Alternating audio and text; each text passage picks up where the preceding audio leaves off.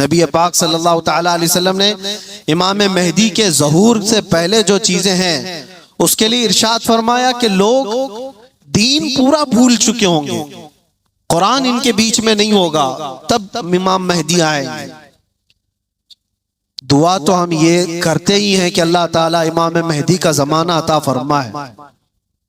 ہر ایک کی خواہش ہے جو امام مہدی کا ظہور اور تذکرہ سنتا ہے، وہ ایک پرچم تلے پوری دنیا جمع ہوگی، وہ دور کیسا ہوگا۔ اس چیز کے لیے تمنا تو سب کرتے ہیں، لیکن دعا یہ بھی کرو اس دور کے پہنچنے تک۔ یہ جو شر کا زمانہ، یہ جو فتنوں کا زمانہ ہے، اللہ اس میں صبر اور استقامت عطا فرمائے۔ جو اس میں سے بچ کر نکلا وہ ایمان والا ہے۔ عزیزان گرامی وقار، آج کے حالات میں اور حضور اکرم صلی اللہ علیہ وسلم نے یہ بھی فرمایا لا تقوم الساعة حتى يخرج 30 دجالون 30 کذابا، یعنی حضور فرماتے 30 کے قریب دجال آئیں گے۔ وہ جو کانا دجال ہے وہ بعد میں آنے والا ہے، وہ حدیث وہیں تک ختم نہیں ہوئی۔ حضرت حذیفہ کی جو حدیث ہے، پھر سے شروع سے میں آپ کو بتاؤں، انہوں نے کہا ہم کفر میں تھے، جہالت میں تھے، اللہ تعالیٰ نے انعام فرمایا اور ہم خیر میں آئے، اسلام میں آئے، تو یا رسول اللہ اس خیر کے بعد کوئی شر ہے؟ حضور نے فرمایا ہاں اس شر آئے گا، میں نے بتایا شر۔ پھر امام حضرت حذیفہ نے پوچھا اس شر کے بعد پھر خیر آئے گا؟ حضور نے فرمایا ہاں آئے گا، امام مہدی کو اللہ تعالیٰ مبعوث فرمائے گا، پیدا فرمائے گا۔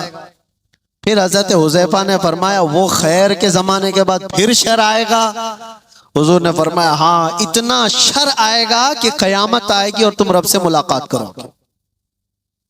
یہ آخری دور ہے، یعنی یہ نہیں ہے کہ امام مہدی کے دور کے بعد پھر سب کچھ صحیح ہو جائے گا، وہ زمانہ لیمیٹڈ ٹائم کا ہے، اس کے بعد پھر شر آئے گا، اور ایسا شر آئے گا کہ پوری روئے زمین پر کوئی کلمہ پڑھنے والا ہی نہیں رہے گا۔ قیامت ایمان والوں پر نہیں آئے گی، اتنی بات یاد رکھو۔ پوری روئے زمین پر ایک بھی ایمان والا ہوگا تب تک قیامت نہیں آئے گی۔ قیامت صرف اور صرف کفار و مشرکین پر آئے گی۔ قیامت وہ سب سے بڑی آزمائش، بہرحال جن آزمائشوں سے ہم آج گزر رہے ہیں، اس میں اللہ کے نبی صلی اللہ علیہ وسلم نے فرمایا اسبرو، صبر کرو، صبر کرو۔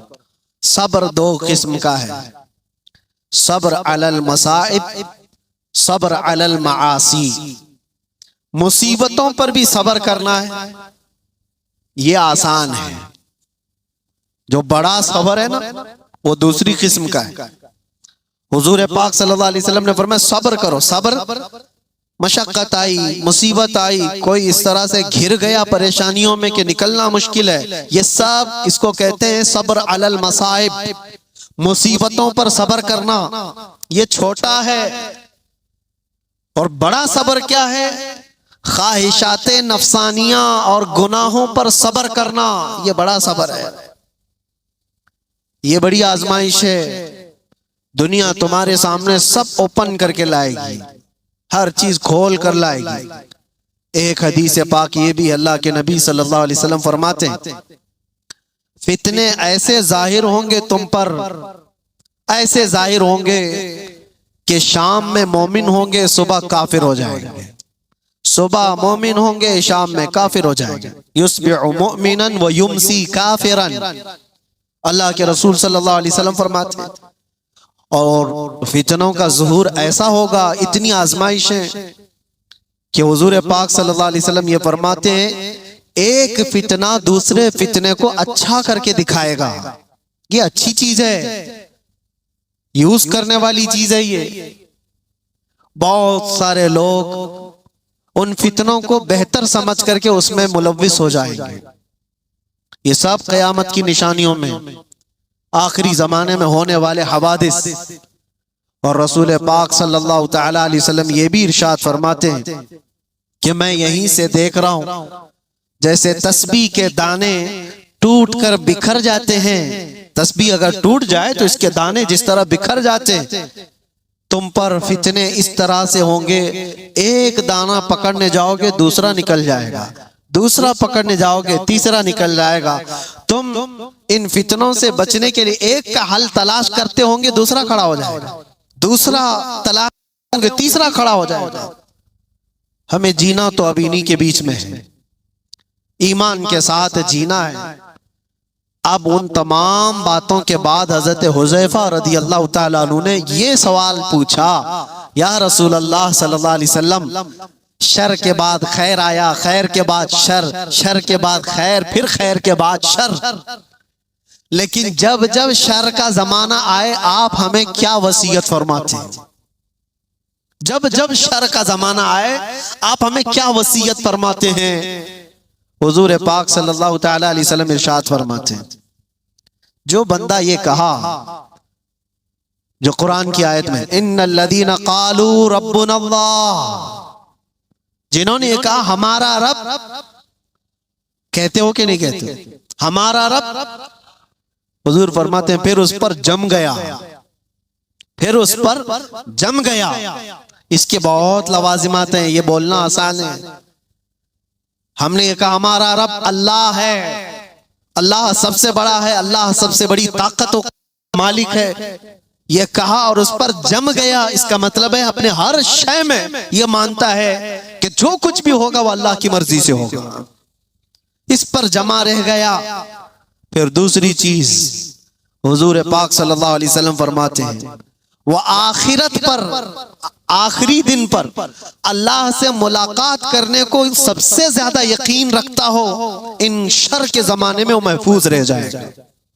دو ہی باتیں فرمائی حضور نے، ایک اللہ پر یقین رکھا ہو کہ جو کچھ بھی ہوگا میرے رب کی مرضی سے، اور دوسرے آخرت کے دن پر، یہ بہت اہم بات ہے۔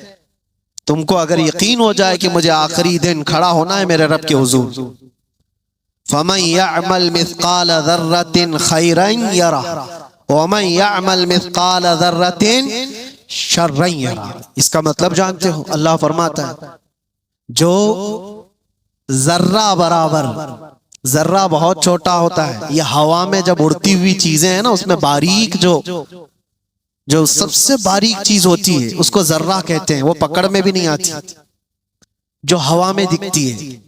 کبھی دھوپ میں آپ دیکھنا دھول کے جو ذرے ہوتے ہیں اس کو ذرہ کہتے ہیں۔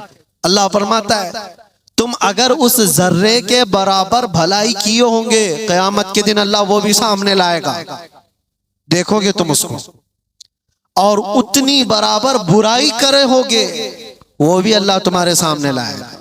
اس آخرت کے دن پر اگر تمہارا یقین ہو تو فتنوں کے زمانے میں بندہ بچ جائے گا، بچ جائے گا۔ اللہ کی ذات پر یقین ہو، آخرت پر یقین ہو۔ میں ایک بات کہتا ہوں، حضرت محبوب الہی کے پاس ایک بندہ آیا تھا، ان کا مرید تھا، اس نے کہا کہ حضور انسان ہیں، خواہشات ہیں، تمنائیں ہوتی ہیں، کبھی کبھار تو گناہ کرنے کی خواہش آتی ہے، بہت زیادہ آتی ہے، تو اتنی پرمیشن تو ہونا چاہیے، تھوڑا بہت گناہ کر لے آدمی، اجازت کے ساتھ کر لے۔ کرتا تو ہے لیکن پکڑ ہو جاتی ہے اس پہ۔ اس نے سوال یہ کیا کبھی کبھار گناہ کرنے کی پرمیشن ہونی چاہیے، اجازت ہونی چاہیے؟ آپ نے فرمایا ہاں ہونا تو چاہیے۔ او مرید تو پھیل گیا، حضرت نے کہہ دیا ہے ابھی، لیکن انہوں نے کہا دو شرطیں، دو شرطیں۔ اس نے کہا جلدی بتائیے حضرت کیا شرطیں ہیں وہ؟ انہوں نے کہا گناہ کرنا ہے، اگر برائی کرنا ہے تو پہلی شرط یہ ہے کہ اللہ کی سلطنت سے باہر جا کے کرے۔ پوری کائنات اس کی سلطنت میں ہے یا نہیں؟ وَلِلَّهِ مُلْكُ السَّمَاوَاتِ وَالْأَرْضِ، قرآن میں بے شمار کئی جگہ پر اللہ نے فرمایا سارے آسمانوں اور زمینوں کی بادشاہت اللہ کی، لیکن سلطان الاولیاء محبوب الہی کہتے ہیں کرنا ہے تو ٹھیک ہے، ایک شرط تو یہ ہے اس کی سلطنت سے باہر نکل کر کے کر۔ کہا یہ تو نہیں ہو سکتا، یہ تو نہیں ہو سکتا، کہاں جاؤں گا؟ جہاں بھی جائے وہ اس کی بادشاہت ہے۔ لیکن دوسری کیا ہے؟ آپ نے فرمایا دوسری یہ ہے کرنا ہو گناہ تو اس وقت کرے جب تیرا رب سو رہا ہو۔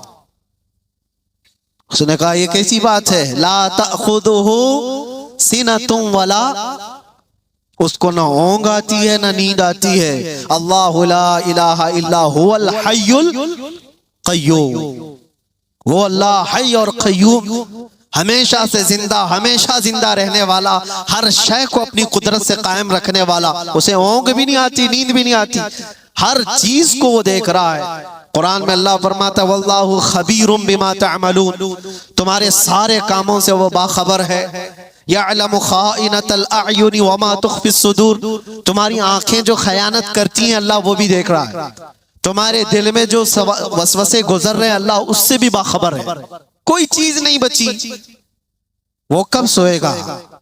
نہیں، سونے والے خدا پر تو ہم ایمان ہی نہیں رکھتے، سونے والے خدا پر ہم ایمان نہیں رکھتے۔ وہ کوئی اور ہوگا، 6 مہینے سوتا ہوگا، 6 مہینے جاگتا ہوگا۔ میرا رب لا تأخذہ سنۃ ولا نوم، نیند اور اونگ کا تو ادھر گزر ہی نہیں ہے۔ جس کائنات کو پورا وہ اپنے کن سے چلاتا ہو اس کے بارے میں نیند کا شائبہ بھی نہیں۔ تو دو باتیں جو محبوب الہی نے فرمائی، مرید دنگ رہ گیا، کہا کہ حضور ناممکن بات ہے، نہ میں اس کی سلطنت سے باہر جا سکتا ہوں، نہ کوئی ایسا وقت آنے والا ہے جب اس کو اونگ آئے یا نیند آئے۔ تو آپ نے فرمایا تو پھر شرم کر، اس کی سلطنت میں اس کے دیکھنے کے وقت تو کیسے کر سکتا ہے؟ بچ جا، اس کے بعد پھر دوبارہ سوال نہ کرو۔ میرے عزیزوں، ان فتنوں کے دور میں، شر کے زمانے میں اگر تم بچ سکتے ہو تو یہ ایمان کہ میرا رب اللہ ہے، پھر اس پر جم جاؤ۔ اور دوسری بات حضور نے فرمایا یؤمن بالآخرہ، آخرت کے دن پر وہ ایسا یقین کامل رکھتا ہو کہ مجھے وہاں تو اٹھایا جائے گا، پوچھا جائے گا۔ بہرحال آج مجھے صرف یہ حدیث پوری بیان کرنی تھی۔ جو حالات آج پیش ہیں، لوگ اس سے گھبرائے ہوئے ہیں، نروس کہ کیسا کیسا دور آ رہا ہے، اتنے مارے جا رہے، اتنے کاٹے جا رہے، ہر جگہ ایک ایک چیز پر۔ میاں ابھی تو تم مسجدوں، خانقاہوں اور نبی پاک صلی اللہ علیہ وسلم کی ذات، اللہ کی ذات پر تنازعات قائم کرنے والے لوگوں کو دیکھا ہے۔ وہ دور بھی آئے گا تمہارے کلمہ طیبہ پر، تمہاری زبان پر لوگوں کو اعتراض ہوگا، سوال ہوگا۔ آ بھی گیا تمہاری اذانوں پر سوال، تمہاری نمازوں پر۔ آج یہ ساری چیزیں جو ہے آزمائش سے تم گزر رہے ہو، یہ وہ شر کا زمانہ ہے جس میں تمہیں صبر رکھنا ہے۔ اور صبر دونوں قسم کا، مصیبتوں پر بھی صبر کرو اور معاصی پر، گناہوں پر بھی صبر کرو، دونوں چیزیں۔